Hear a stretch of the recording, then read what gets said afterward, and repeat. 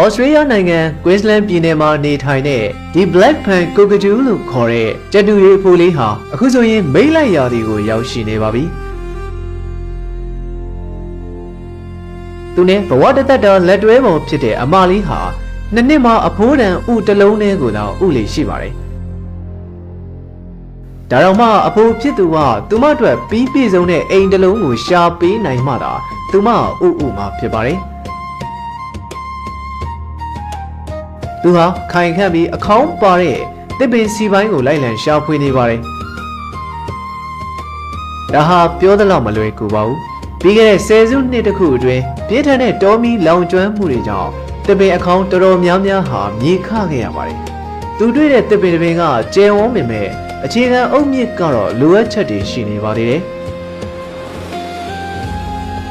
နောက်ထပ်တွေ့တဲ့တစ်ပင်ကလည်းအလားလာကောင်းရှိသလိုရှိပေမဲ့တကယ်တမ်းကျတော့ဟုတ်မနေပြန်ပါဘူး။အိမ်ယာဈေးကွက်မှာရွေးချယ်စရာနေပါလာတာနဲ့အမျှအိမ်ငှားကျင်သူတွေကလည်းများပြားနေပါတယ်။သူမှရွေးချယ်စရာတွေကုန်သလောက်ဖြစ်နေပါပြီ။ဒါပေမဲ့ဒီတစ်ပင်စီပိုင်းကတော့အတွင်းကအခေါင်းပေါက်ဖြစ်ပြီးအပြင်ကခိုင်ခန့်တယ်လို့တော်တော်လေးမြင်ပါတယ်။ဒါဟာသူ့အတွက်တော့အကောင်းဆုံးပါပဲ။ဒါပေမဲ့သူ့ရဲ့အမလေးသဘောကျဖို့ကအရေးကြီးပါသေးတယ်။သူဟာဥလေးကိုထိန်းထားနိုင်ဖို့အတွက်စင်မြင့်တစ်ခုကိုစတင်တည်ဆောက်ပါတယ်။ဒါတော့မှငှက်မလေးကစိတ်မဝင်စားသေးပါဘူး။အဲဒီချိန်မှာတော့သူကလိမ္မာပါးနှက်တဲ့အကွက်ဆန်းတစ်ခုကိုထုတ်သုံးလိုက်ပါတယ်။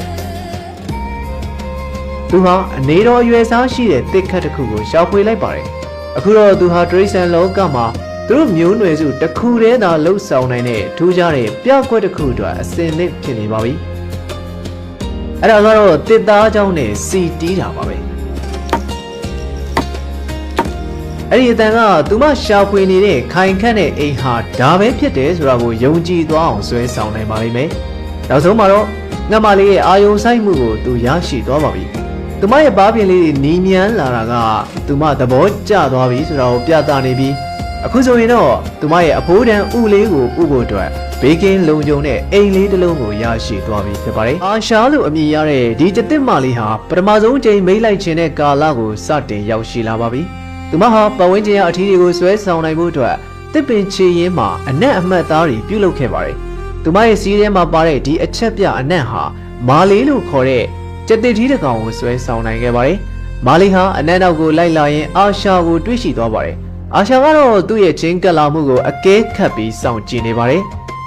သူမအမေစီကနေခွဲထွက်လာပြီးနောက်ပိုင်းအရွယ်ရောက်ပြီးသားကျက်တစ်တကောင်နဲ့ပထမဆုံးချိန်ရင်ဆိုင်ရတာဖြစ်လို့ဘာဆက်လုပ်ရမလဲဆိုတာမဝေခွဲနိုင်ဖြစ်နေပါတယ်။ငယ်စဉ်ကတည်းကကျက်တစ်ထီးတွေဟာတားငယ်လေးတွေအတွက်အန္တရာယ်ရှိနိုင်တယ်လို့သင်ယူခဲ့ရတာကြောင့်သူမအနေနဲ့အထီးတွေကိုအမြဲတတိထားနေခဲ့တာပါ။ဒါပေမဲ့အခုတော့သူမဟာအကောင်ပေါင်လေးမဟုတ်တော့တယ်လို့ဒီအထီးကလည်းရန်လိုမဲ့ပုံမပေါ်ပါဘူး။တကယ်တော့သူစီရရတဲ့အနက်ဟာသူမအတွက်ထူးထူးခြားခြားဆွဲဆောင်မှုရှိနေပါတယ်။မာလီကတစ်ပင်ချေရင်းမှာသူ့ရဲ့အနက်ကိုခြံထားခဲ့ပြီးပျောပီလှုပ်ပြပါတယ်။ပြီးတော့သူကဘာမှမဖြစ်သလိုပဲအေးလူလူလမ်းလျှောက်ထွက်သွားပါတယ်။အာရှာရဲ့ဗီဇစိတ်ကတော့သူ့နောက်ကိုလိုက်သွားဖို့တိုက်တွန်းနေပါတယ်။မာလီကတော့လီလူရှုထားသလိုဟန်ဆောင်နေပေမဲ့သူမရဲ့အာယုံဆိုင်မှုကိုရရှိသွားပြီဆိုတာကောင်းကောင်းသိပါတယ်။ဒီလိုနဲ့သူတို့နှစ်ကောင်ရဲ့ချစ်ပွဲစတင်ခဲ့ပါတယ်။ညမှောင်လာတဲ့အခါမှာတော့အာရှာဟာမာလီနဲ့ပူးပေါင်းလိုက်ပါပြီ။သူမဟာမာလီကိုကစားခြင်းစပွဲပတ်ပတ်လဲလှည့်ရင်ကိုချင်းပုတ်တက်ပြီးချွဲနှဲ့ပြပါတယ်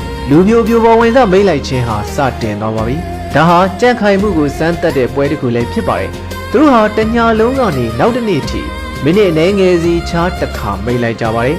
အာရှာနဲ့မာလီတို့ဟာ၄-၅ ရက်ကြာအောင်အတူရှိနေကြပါတယ်အဲဒီကာလအတွင်းမှာသူတို့ဟာတနေ့ကိုအကြိမ်ပေါင်း100ထက်မနည်းမိတ်လိုက်တတ်ကြပါတယ်သူတို့နှစ်ကောင်အတူရှိနေကြတဲ့အချိန်ကြာလေ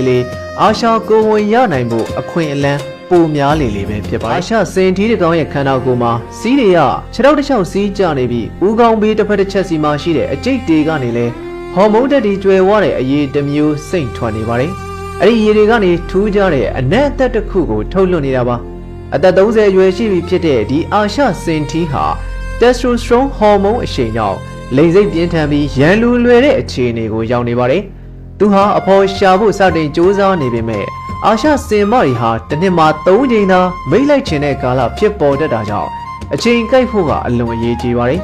ဒီစင်တီဟာသူ့ရဲ့နှာမောင်းကိုသုံးပြီးစင်မတွေကိုမိတ်လိုက်ဖို့ဖိတ်ခေါ်နေပေမဲ့ ကန်ဆိုးစွာနဲ့ပဲဘယ်စင်မကမှသူ့ရဲ့ဖိတ်ခေါ်မှုကိုလက်မခံခဲ့ပါဘူး။ဒါပေမဲ့ရေကန်ရဲ့တစ်ဖက်ချမ်းမှာတော့ငယ်ရွယ်တဲ့စင်တီးတစ်ကောင်ကကံပူကောင်းနေပါတယ်။သူဟာမိတ်လိုက်ဖို့အစင်သင့်ဖြစ်နေတဲ့စင်မတစ်ကောင်ကိုရှာတွေ့ထားတာပါ။စိတ်မကောင်းစရာကအဲ့ဒီစင်မဟာဒီစင်တီးငယ်ပေါ်သိပ်ပြီးစိတ်ဝင်စားဖို့မရပါဘူး။ပုံမှန်အားဖြင့်စင်မတွေဟာသူတို့ရဲ့အဖော်ကိုရွေးချယ်တဲ့အခါခန္ဓာကိုယ်ထွားကြိုက်မှုနဲ့ကြံ့ခိုင်တန်ဆွမ်းမှုပေါ်မှာပဲမူတည်ပြီးရွေးချယ်လေးရှိပါတယ်။ဒီစင်တီးငယ်ကသူမနောက်ကိုအသေးအတန်လိုက်နေပေမဲ့သူမကတော့သူ့ကိုအကောင်းဆုံးအဖော်လို့မသတ်မှတ်ထားပါဘူး။သူမတို့ပူတင့်တော်တဲ့အဖော်ကိုရှာဖွေဖို့လိုအပ်နေပါသေးတယ်။အာရှစင်အကောင်ပေါင်းရာနဲ့ချီစုဝေးနေကြတဲ့နေရာဖြစ်လို့စင်မတွေအနေနဲ့သူတို့ကြိုက်နှစ်သက်တဲ့အဖော်ကိုစိတ်ကြိုက်ရွေးချယ်ခွင့်ရှိပါတယ်။ဒီနေရာမှာအရေးချင်းပြည့်ပြီးတဲ့စင်တီးပြိုပေါင်းအနည်းဆုံး15ကောင်ခန့်ရှိနေကြပြီးသူတို့အားလုံးဟာသူတို့ရဲ့တန်ဆွမ်းမှုကိုတက်သေးပြဖို့တိုက်ပွဲဝင်ရင်း